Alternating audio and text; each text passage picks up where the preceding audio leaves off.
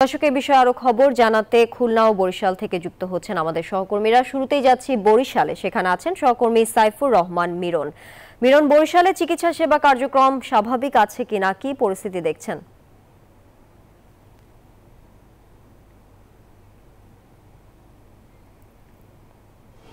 ধন্যবাদ আপনাকে। আপনি জানেন যে ঢাকা মেডিকেলের যে চিকিৎসকদের উপর যে হামলার ঘটনা, সেই ঘটনার প্রভাব কিন্তু বরিশাল শেরেবাংলা মেডিকেল কলেজ হাসপাতালেও পড়েছে। গতকালকে চিকিৎসা সেবা স্বাভাবিক থাকলেও আজকে কিন্তু চিকিৎসা সেবা ব্যাহত হচ্ছে। অর্থাৎ এই মুহূর্তে আমি আছি আউটডোরে, শেরেবাংলা মেডিকেল কলেজ হাসপাতালের আউটডোরে কিন্তু টিকিট কাউন্টারগুলো সব বন্ধ আছে এবং চিকিৎসকরা, মিড লেভেলের চিকিৎসক ও ইন্টার্ন চিকিৎসকরা তারা কিন্তু চিকিৎসা সেবা বন্ধ করে তারা এই মুহূর্তে পরিচালকের রুমে অর্থাৎ রুদ্ধদ্বার বৈঠক করছেন এবং সেখানে গণমাধ্যম কর্মীরা কিছু সময় ছিল, পরে তাদেরকে বের হয়ে যেতে বলছেন। তারা রুদ্ধদ্বার বৈঠক করছেন, বৈঠকের পরে জানা যাবে যে অবস্থা কী। কিন্তু এই মুহূর্তে আউটডোরে কিন্তু কোনো চিকিৎসা সেবা নেই। দূর দূরান্ত থেকে যারা এসেছেন তারা কিন্তু এখানে চিকিৎসা সেবা পাচ্ছেন না। আমরা যদি একজনের সঙ্গে একটু কথা বলি, আপনি কি চিকিৎসা নিতে আসছেন কিনা, আউটডোরে চিকিৎসা হচ্ছে কিনা? আমি বরিশালের হিজলা থেকে আসছি, অনেক দূর থেকে। আসলে এখানে টিকিট নাই, সাধারণ মানুষের সংক্রামক রোগ, জ্বর সহ বিভিন্ন যে আক্রান্ত, তারা কোনো ধরনের চিকিৎসা পাচ্ছে না। অর্থাৎ একটা মানুষ কোথায় যাবে? কোনো হসপিটালে চিকিৎসা নিচ্ছে না কোনো ডাক্তাররা।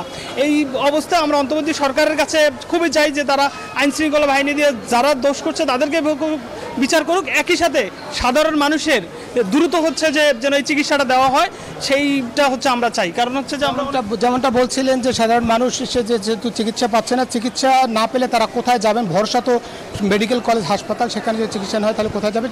দ্রুত যারা এই হামলার সঙ্গে জড়িত তাদের দৃষ্টান্তমূলক শাস্তি দেওয়া হোক, একই সঙ্গে যেন চিকিৎসা সেবা স্বাভাবিক হয় সেটাই তারা দাবি করেছেন।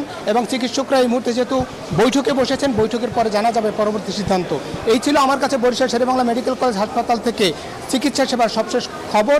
একই খবর জানতে এখান থেকে চলে যাব খুলনায়। খুলনায় আছে আমাদের আরেক সহকর্মী শামসুজ্জামান শাহিন। শাহিন জানাবেন খুলনার খবর।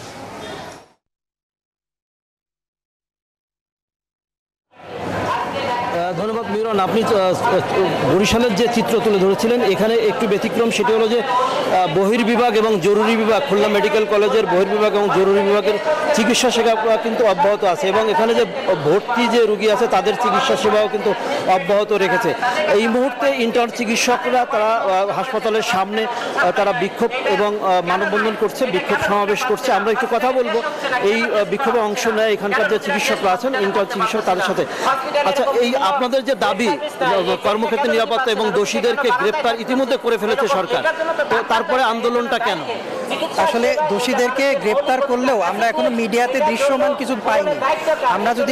আমরা যদি আজকে রাত 8টার মধ্যে আজকে আমরা চাই যে এই রোগীদের যাদেরকে দুর্বৃত্তকারী তাদেরকে আইনের আওতায় এনে মিডিয়ার সামনে আনতে হবে। এবং আমাদের সবচেয়ে বড় দাবি হচ্ছে স্বাস্থ্য সুরক্ষা আইন এবং স্বাস্থ্য পুলিশ আইন। যেই দাবিটা কিন্তু আমরা গত 1 বছর ধরে বলছি, কিন্তু এই দাবিটা মানা হয় না। আমরা বিগত সরকার আমাদের এই দাবি মানেনি। আমরা আমাদের বর্তমান প্রধান উপদেষ্টা, উনি অনেক মানবিক, ওনাদের কাছে আমাদের মানবিক দাবি। এই রুগীরা তো সাধারণ রুগীরা যে ভোগান্তির মধ্যে পড়ছে, তাই এইভাবে ভোগান্তি দিয়ে আসলে সব সমস্যার সমাধান আসবে কিনা? এখন দেখেন রোগীরা কেন ভোগান্তিতে পড়ছে, এটার মেন সমস্যাটাকে এটা অনেকেই চিন্তা করে না। একটা 500 বেডের হাসপাতালে যদি আপনি 1500 রুগী ভর্তি রাখেন, তাহলে কি কোনোভাবে যৌক্তিকভাবে সম্ভব আপনি 1500 জন রুগীকে, এই 500 জন 10 জন ডাক্তার দিয়ে 1500 রুগীকে সেবা দিবে? অর্থাৎ আমি যেটা বলতে চাচ্ছি, আমাদের যে হাসপাতাল ইনফ্রাস্ট্রাকচার সেটাতে যেমন একটা সমস্যা আছে, ঠিক একইভাবে রোগীরা মনে করে যে তার ওষুধ নাই। আপনাদের এই দাবিটা তো দীর্ঘদিনের কর্মক্ষেত্রে নিরাপত্তার এবং গত 1 বছর ধরে আপনারা আন্দোলন করছেন। দেশে এখন একটা ক্রান্তিকাল চলছে, এই মুহূর্তে এই ধরনের দাবি কি যৌক্তিক কিনা? আমার তো মনে হয় এই মুহূর্তেই যৌক্তিক, কারণ আমাদের এই দাবি বিগত সরকার কেউ শোনেনি। আমি মনে করি আমাদের বর্তমান প্রধান উপদেষ্টা ডক্টর মোহাম্মদ ইউনূস, উনি সব থেকে মানবিক। উনি যদি না শোনে তাহলে কে শুনবে? ওনাদেরকে শোনানোর জন্যই আমরা এসেছি। আমরা কিন্তু প্রথমে এরকম ভায়োলেন্ট হইনি। আমরা কিন্তু প্রথমে আমাদের স্বাভাবিকভাবে সব জায়গায় বলার চেষ্টা করেছি, স্মারকলিপি দিয়েছি, আপনাদের সাংবাদিকের মাধ্যমেই বলেছি, কিন্তু কেউ শুনেনি। এবং বিগত আপনাকে ধন্যবাদ। কথা বলছিলেন যে তারা দীর্ঘদিন ধরে